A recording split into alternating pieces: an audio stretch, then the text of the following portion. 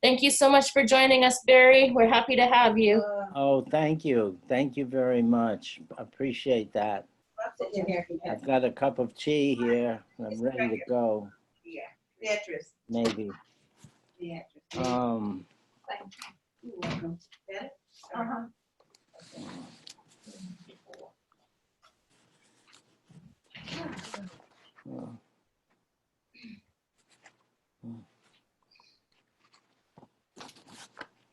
how is everybody today? Good, good. Everybody good? Good. Fine. How's that? You see me better? See you. That's for sure. Okay.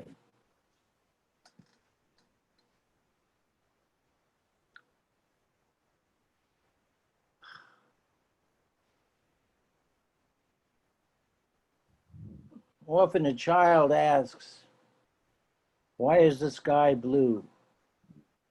A seemingly simple question.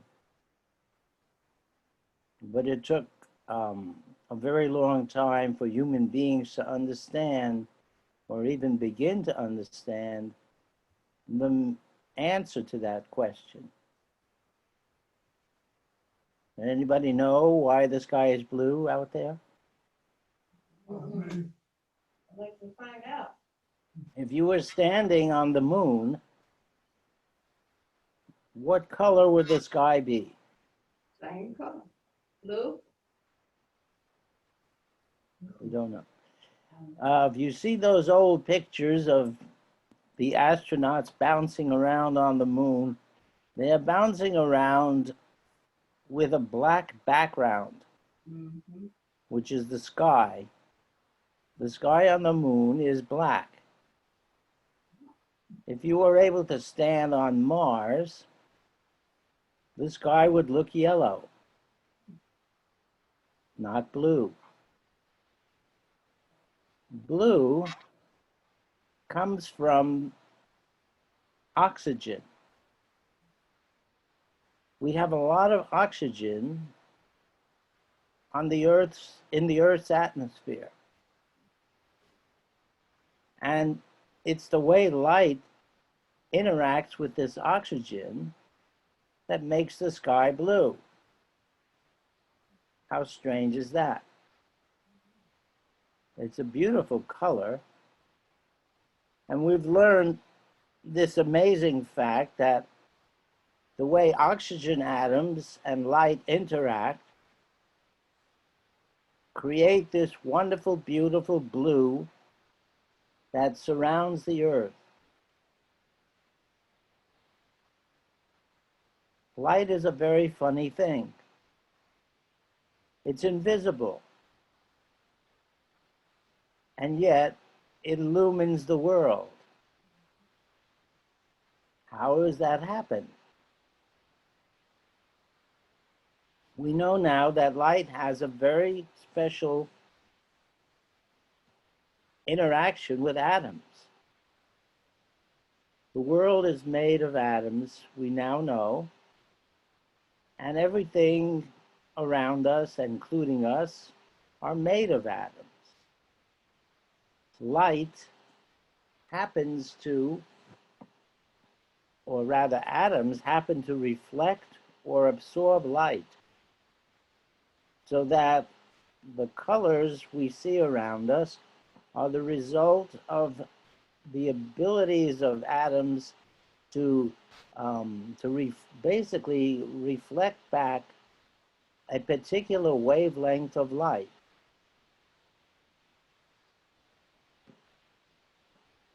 My shirt looks blue because the atoms in my shirt have absorbed all the other colors. They don't like the blue, so they send it back.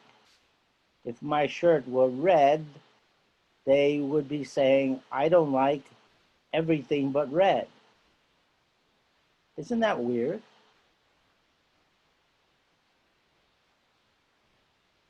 Light is a very strange thing, and so are atoms. And we see the world because of this relationship that light has with atoms. Indeed, light comes from atoms.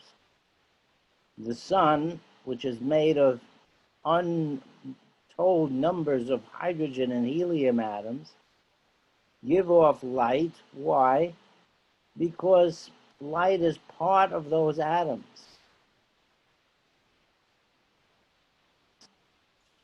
Every time an atom changes its shape or form, it can either absorb or give off light.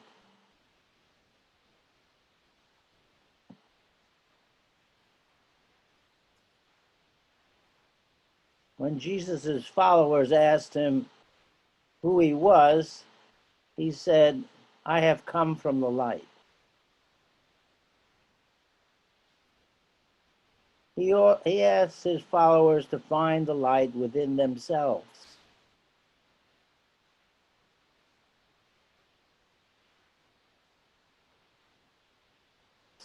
We all live because of light.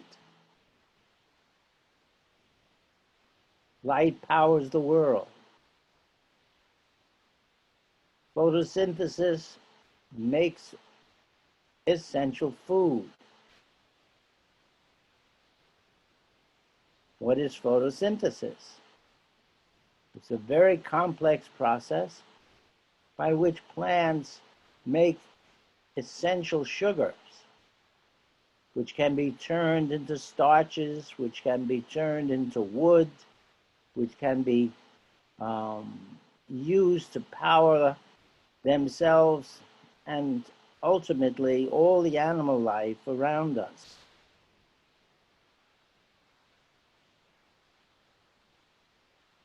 One of the odd things about this world is that only plants can make their own food. That's why we need to eat. We've discovered all these many things in the last 100 or so years. The age of science. We're just scratching the surface of things, but we have gleaned some wonderful understandings. Any questions or comments?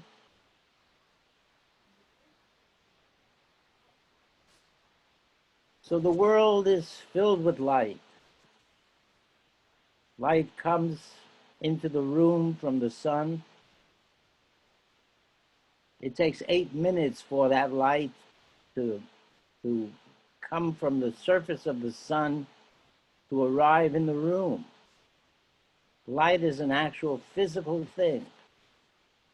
When we look at the sun, we're seeing an image of it in our eyes and in our brains. That's the brain, by the way, is where the image is created, the final image. We see the sun as it existed 8 minutes ago, because we actually are responding to light that was on the surface of the sun 8 minutes ago, but has traveled and struck the eye and actually is creating the picture of the sun within the eye and in the brain. And that's pretty remarkable. So it's like we're not seeing the sun in the sky, we're seeing the sun in the mind. Any question? A lot of what appears to us as being one way is really often another way. So that the chair we're sitting on, physicists will say, is mostly empty space. The ground under our feet, likewise, is mostly empty space. 99.9% nothing. And yet we're supported by the chair and by the floor.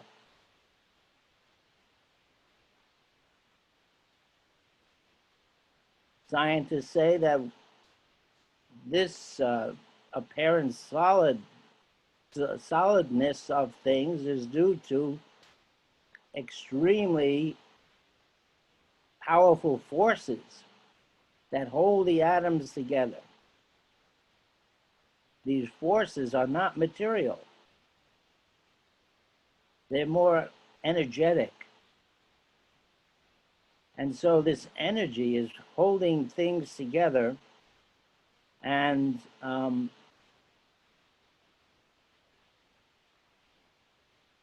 making it possible that the emptiness of the atoms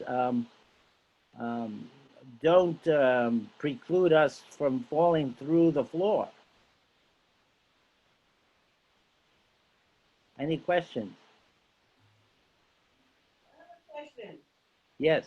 So when Did you have a question, Marla?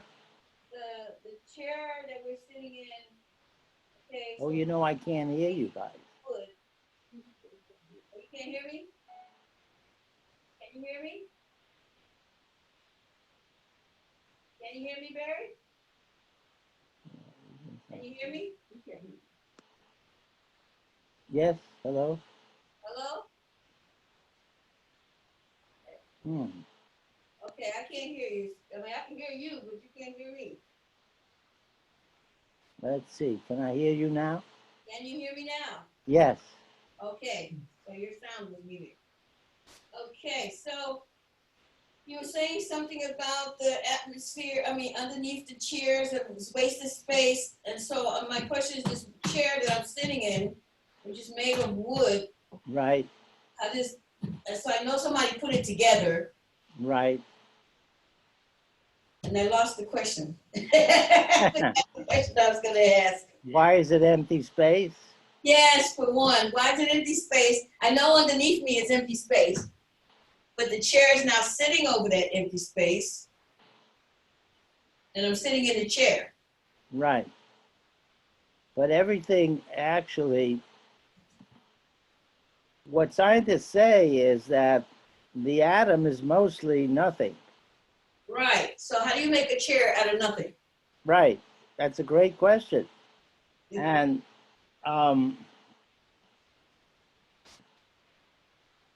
you make a chair because there are lots and lots of atoms in that chair, and they all have relationships with each other that is based on very powerful energies that hold them together. It's hard to believe that these tiny, tiny atoms are, well, I'll give you an example. The atom is thought of as having a nucleus, right? A center where the protons and neutrons live, and they are spinning around each other in a very, very tight circle. And way out in the distance are the electrons. Now, the whole atom, if you thought of the whole atom, you could think of a football stadium as the whole atom, and in the center would be a tennis ball. That would be the nucleus. And the ring of seats along the edges of the stadium, that's where you would find the electrons. So the whole atom is mostly nothing, mostly empty space, which is why scientists say that our world is mostly nothing. And but these things are held together with extremely strong forces.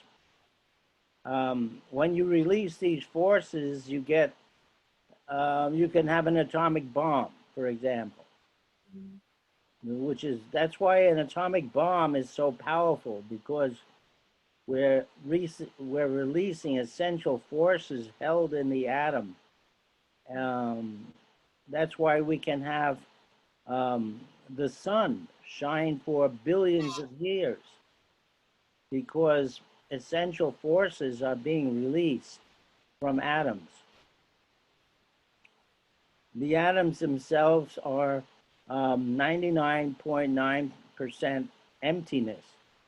And yet, because of these very powerful energies that hold the atoms together, we're able to sit on a chair, or the chair is able to sit on the floor, and we don't fall through the chair or the floor. It's really quite remarkable. The way the world is constructed and works is just beyond imagination, beyond understanding. How it is that this universe happens to work the way it does is unbelievable. Any question?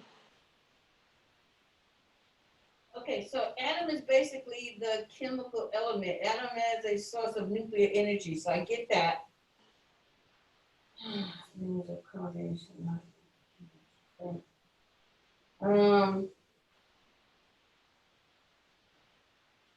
So it's like it's a matter, right? That constitutes a chemical element.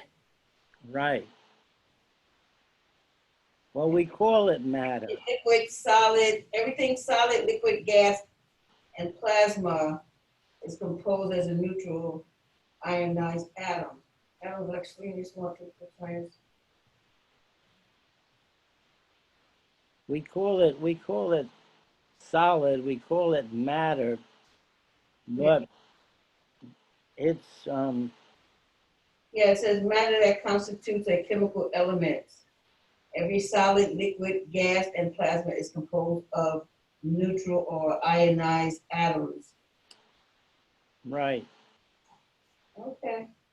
So atoms are one of the great mysteries of the universe. Um, they represent a different level of reality, out of which arises our world.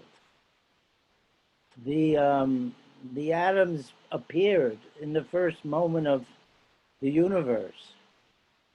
I find that very amazing, that when the Big Bang occurred, what's the Big Bang? The initial opening of the universe, the great expansion or explosion of matter and energy. In the first moment, the atoms appeared. And I find that very extraordinary, because already you have a structure. And this is, this structure of atoms enabled the universe to continue to evolve and unfold. And without the atoms being structured the way they are, we wouldn't be sitting here. Right. Right? So we have to be very grateful that the universe produced the atoms in the first moments.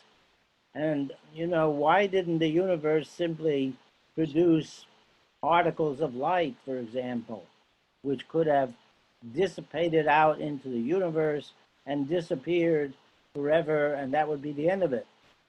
But the universe produced protons and neutrons and electrons, which came together to become atoms, which became the stable structure of the universe. Something that you could put your teeth into, so to speak. I find that very extraordinary. I don't know if, what do you think about that? Yes, that's interesting. You sure is? Yes. right? I mean, why should the universe have produced this kind of underlying,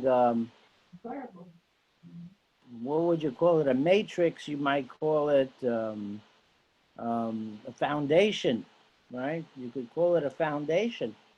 Why would the universe produce this foundation out of which arose everything else, including stars? In the first moments of the universe, there were only hydrogen and helium, just enormous amounts of gas that um, expanded out for hundreds of thousands, millions, and even maybe even billions of light years. And there was nothing but gas. There were no stars yet, but there was an inherent potential for these atoms to become stars. If the universe was just, say, electrons, you couldn't make a universe out of electrons, like as we know it. You couldn't make a universe out of protons or neutrons. You need all three components of atoms to make a universe. Where did this come from? How is this possible? And then over time, these atoms evolved or changed. Evolve, what does evolve means basically is a fancy word for change. So the atoms went from gas to stars. That's pretty extraordinary. And then you could have early planets as well. You could have planets that were made of gas. You wouldn't have planets like we have now because there were no other atoms other than hydrogen or helium. So you couldn't make a planet like the Earth at that early time in the universe. The Earth is made of carbon, of oxygen, nitrogen. All those atoms weren't there at that time. Where did they come from? They came from stars. They were made in these atoms that we find in our world today and create our world, were made in the stars themselves. And as the stars died, they threw off these atoms, and the atoms reformed into new stars and new planets. And these planets could be now like the Earth. How amazing is that? This is an amazing story that we know now only in the last 100 years or even less. Imagine all of human history without really an understanding of how the universe works, or its extent, or its possibilities. Today we 500 years ago we thought the universe was a few thousand stars. That's it, and a few planets. We had no idea that the universe had more stars than grains of sand on the beaches of the world. Any questions, my dears?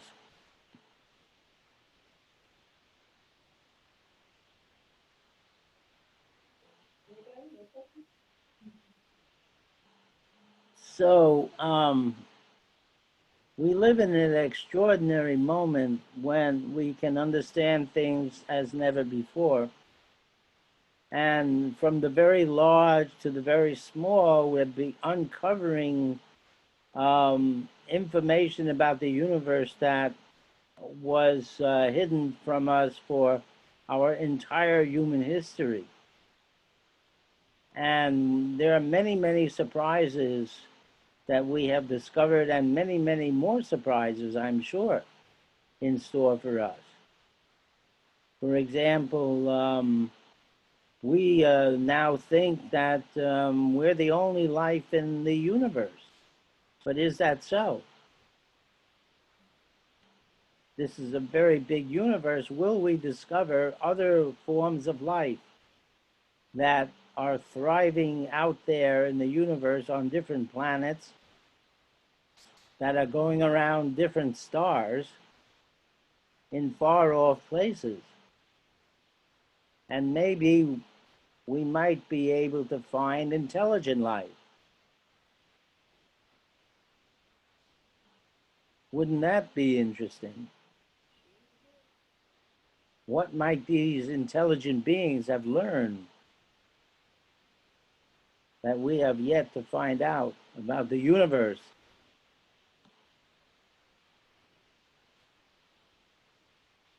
You know, I came across an interesting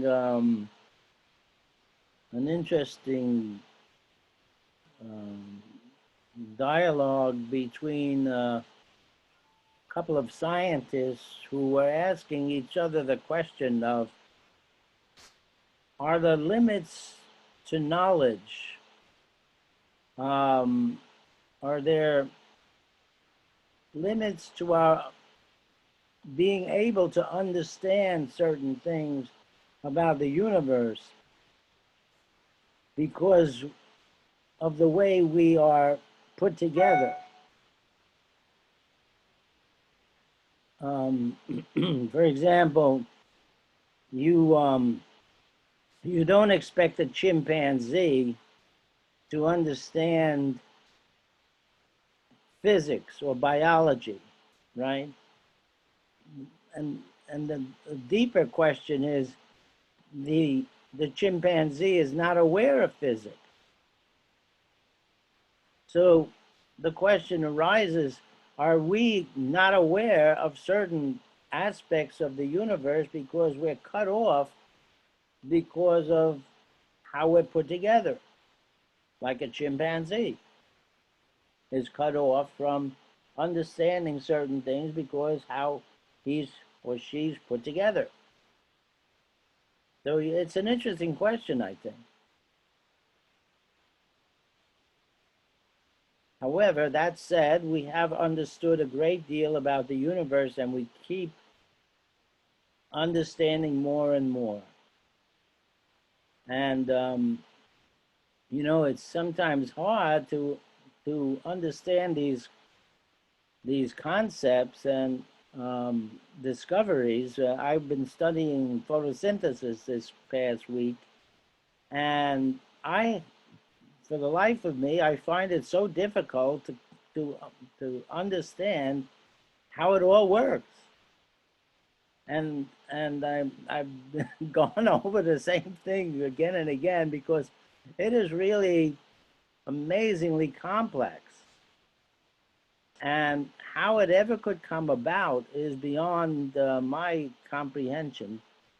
And yet, photosynthesis, which takes light and the little carbon atoms that are floating around in the air and water, and photosynthesis the process inside of plants can rearrange those things to turn them into sugars. How incredible is that? And the plant in the process gives off oxygen because the plant has taken water and carbon dioxide and has used certain atoms to put together the sugar and rejected other atoms such as the oxygen in the water. And so we're breathing in the oxygen that the plants are giving off. That's a nice arrangement. We breathe out carbon dioxide as part of the way we process our energy, and the plants love carbon dioxide. So it's a reciprocal arrangement. Pretty amazing, right? This has been going on for billions of years. The plants long, long ago discovered how to take air, sunlight, and water and make food out of that. And what's extraordinary is, I think, is that they're using the supplies found in nature, found everywhere, these ordinary things that the plant can readily have and use to make food out of. And what does that mean? Does that mean that the ordinary stuff, the atoms that surround us, have an inherent direction, an inherent ability to make, to create food for us? That's pretty extraordinary, don't you think?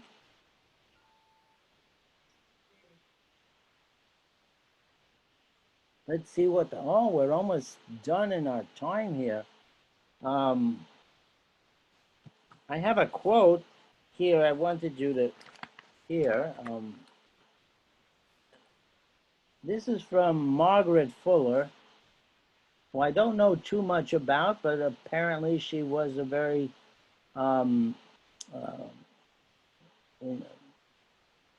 knowledgeable woman, and she lived in 1810 to 1850. And she said, are the stars too distant? Pick up a pebble that lies at thy feet, and from it learn the all. And I think that's a very extraordinary statement, that we can study the big pictures such as the stars and the planets and the great expanse of the universe, but you could also pick up a pebble and you could learn from that pebble the whole story of the universe.